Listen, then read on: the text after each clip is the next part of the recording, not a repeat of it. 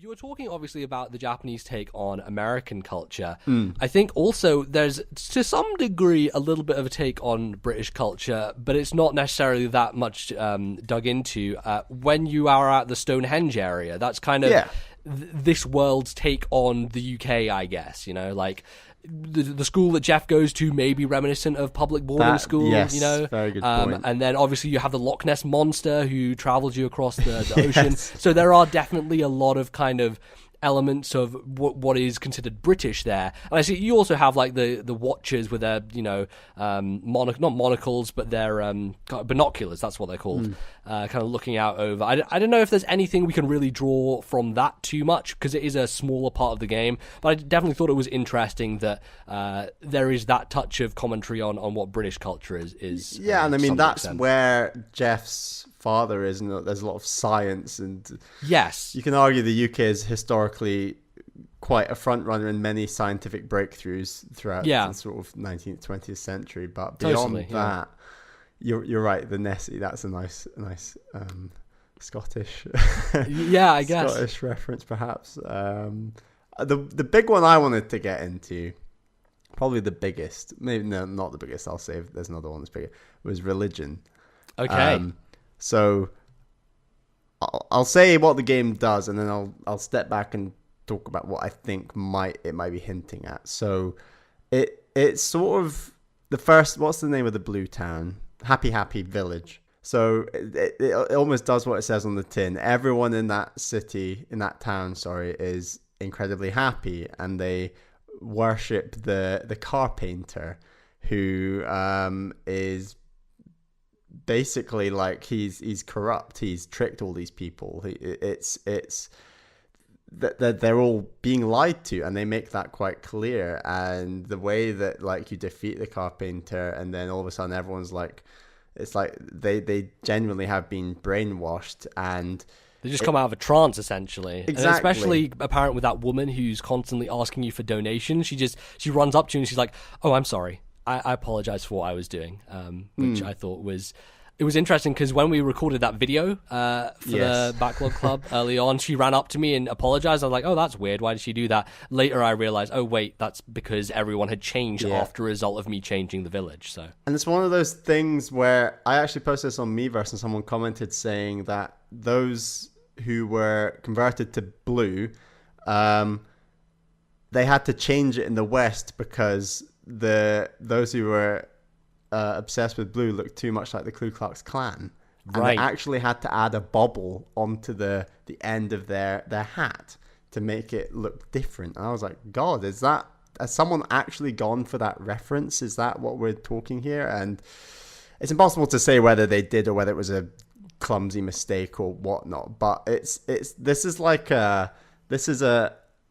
an interesting take on certain aspects of American culture where this isn't my opinion or necessarily, but there are parts of the United States, especially in parts of the Bible Belt, where many argue on the left that there have been certain towns, small towns like Happy Village, arguably, that have been brainwashed and taken over by pastors, mainly from Christianity, etc. And it's interesting that this game is, in my opinion, having a go at religion, because I think it's crucial that the idea of spirituality and another entity is brought up numerous times in the game. There's praying, there's always mystical thoughts and things going on. And I think this is a direct take from a Japanese perspective, because Buddhism is such a big thing in Japan. And obviously Buddhism isn't technically religious, it's spiritual. So I think it's this acceptance that the carpenter is almost like it's all about control and power and the politics of it. It's less a criticism of the religion of it.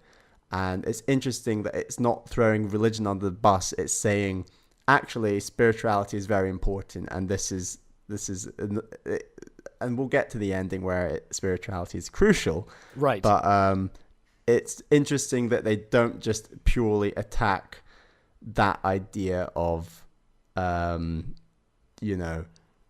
religion in a single linear sense. Right, they're breaking out and they're criticizing the parts of it that they deem relevant to be criticized. The corrupt leaders, exactly. Yeah, so they're taking like that particular stance. I think it's very surprising. It's so nuanced in that way. You know, you wouldn't expect the game, if it were to make some kind of commentary, to go to that extent.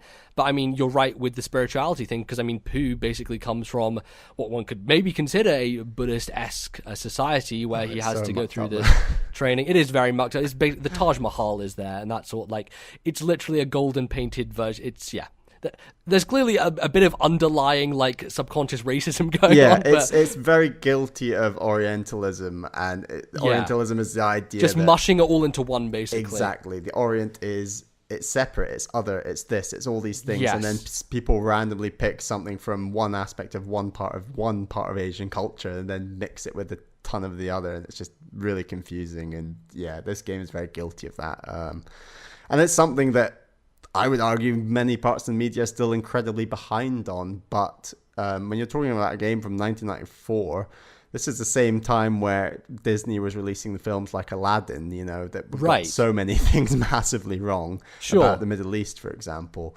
This is just completely in that era, and society has moved on since then. Like, more and more outlets, more and more games culture, arts culture is getting better at representing different parts of Asian culture better. Absolutely. Yeah, and I think just the idea of the more purity of, you know, Paul is praying and Pooh's like thing where he has to sit up on the mountain and I got stuck on that. Yeah, no, it's basically, hey, don't be taken in by temptation, right? Like the whole idea of the woman coming to tell him and everything, like that whole sequence very much embodies that. I also like the idea that the name Carpainter is carpenter, as in Jesus was a carpenter, you know? Like, absolutely. Those little references there are definitely something that becomes much more overt when you think about it. It's not having a direct go at religion, but it's making you know that it's there. Yes, and like, absolutely. So that's a very interesting part of the game for sure. And we were talking about this, but how much do you think people back then, when they were playing it, interpreted and understood this stuff? Because, you know, back in those days, people who played video games were mainly kids, right? And so do you think it would have gone over their heads? Do you think they would have gotten the references and that kind of stuff? I think it depends. I've not grown up and lived in America necessarily. I know that evangelical Christianity is talked about absolutely tons over there, and it's definitely a stereotype of the United States that we perhaps have of them over here. Right.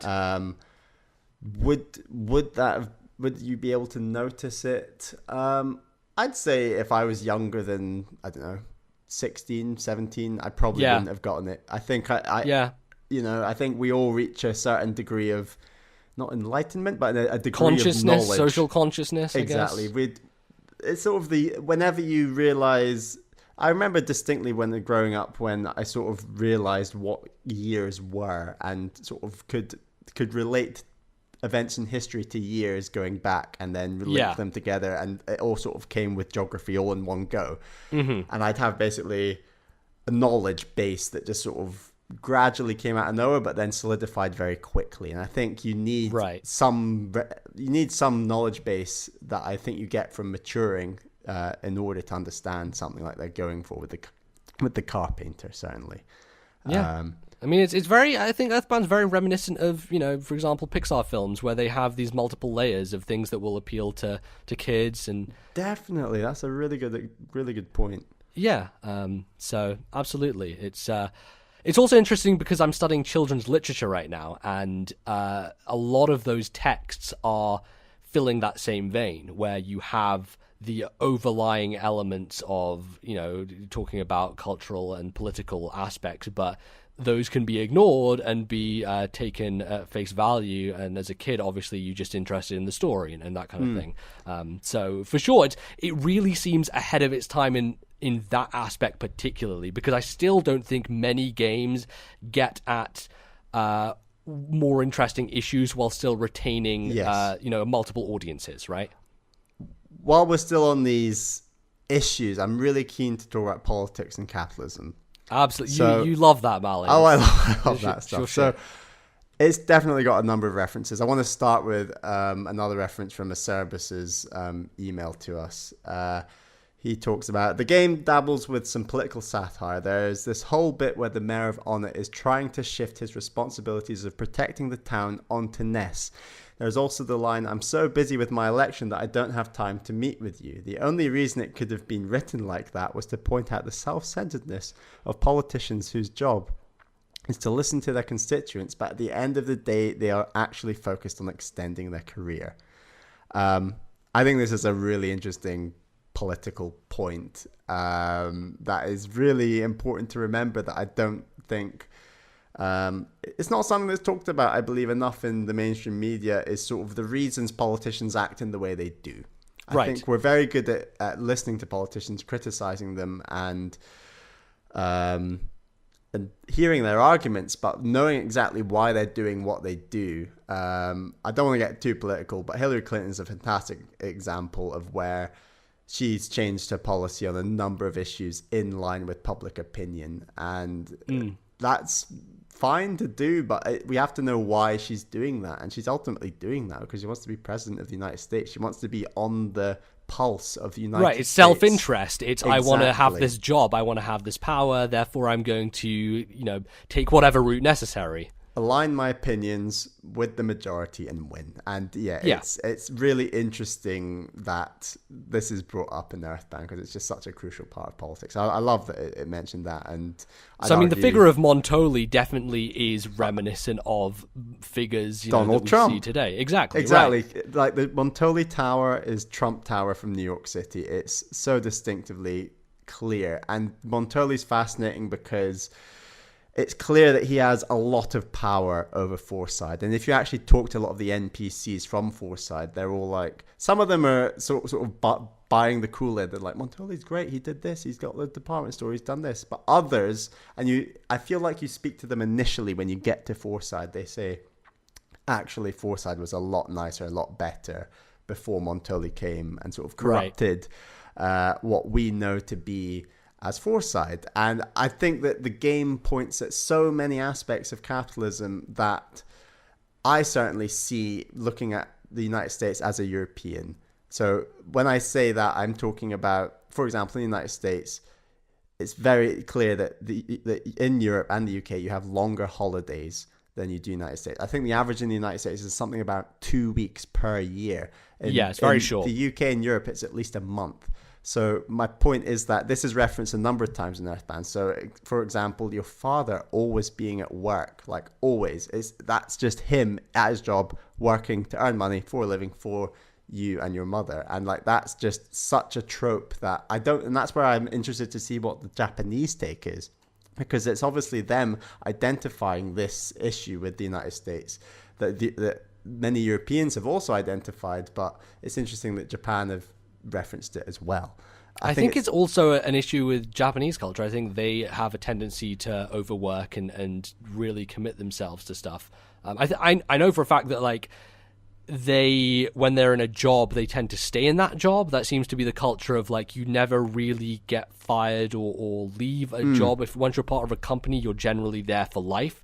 And that may also be tied with this father figure to some degree, which he seems to just be at this job all the time. But yeah, it's definitely, it may also intersect with Japanese culture is a potential thing I'm saying. So I think that another crucial point in relation to capitalism and this lack of money is the Runaway Five. They're constantly trapped in certain music venues, performing in those venues, completely trapped by the system, almost through no fault of their own. But because they can't make enough money in order to move on to the next city. And it's such a sort of rejoicing feeling when you actually do discover these random pockets of money. I think one's a diamond and one's like another gold bar or a wad of cash or something. I can't remember. And you manage to pay them off and they're like, yes, we're free. And then it's crazy how you liberate them at the start of near the start of the game in two-side. Or is it three? Two-side. No, it's two-side. Two-side, lol. Fourside, Tucson. So it's Tucson, and then you liberate them, and they go to Fourside, and they get trapped again. This is just another reference to just being trapped in a job. Like, if you're earning money and you've got a job it's too risky to try to switch to another job that you might enjoy more because you would lose your money and lose your means to a living. I think also maybe a commentary on the arts and the way that the arts is definitely is a big thing with the Runaway Five for sure. I think it's also important to note that every time you go to the hospital or one of your party gets knocked out, you have to pay a massive fee. Like, this just isn't something that we have in the UK. If I go around the corner and conk out, faint or something, and get taken to hospital, and my family or my friends pick me up from the hospital, they don't have to pay a penny. They take me out. That's why I think Pokemon's probably set in the UK, because you just go over to the Nurse Joy and just get free healing. You're healed. Yeah. Like magic. So I don't know, and that's where I'm interested to see what the healthcare system is like in Japan, because it's I don't know if they're just trying to mirror the United States with this game, or whether they're trying to point out it's actually really expensive to pay your hospital fees from these hospitals. So I thought that was really interesting. Just a number of areas where they're poking issues in the system, and later on in the hippie progressive arts culture sort of bar in Summer.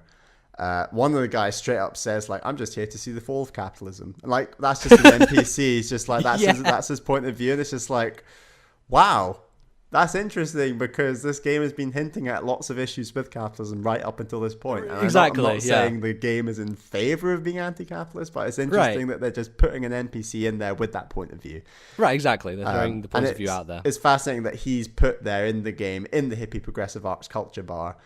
And I guess Summers, to some degree, you could say, is like California, right? It's the West Coast. Much, very much. It's trying to be more progressive, more liberal on all these things, and it might have been a nice tie-in if the hospital in Summer was free or something. I don't know. Right, exactly. I don't know. Who knows? But I just thought that was an interesting place, and they're also all staring at the stage where there's this, I think it's just like brown wooden cube, and a couple of the NPCs just like, whoa, can you feel it? Can you feel the energy coming from it and all this? And you're meant to think, all right, you've gone too far, you're going a bit crazy. But I just absolutely loved these aspects of Earthbound, because it's thinking outside the box and actually talking about our society around us in a video game, and I don't think enough video games do it.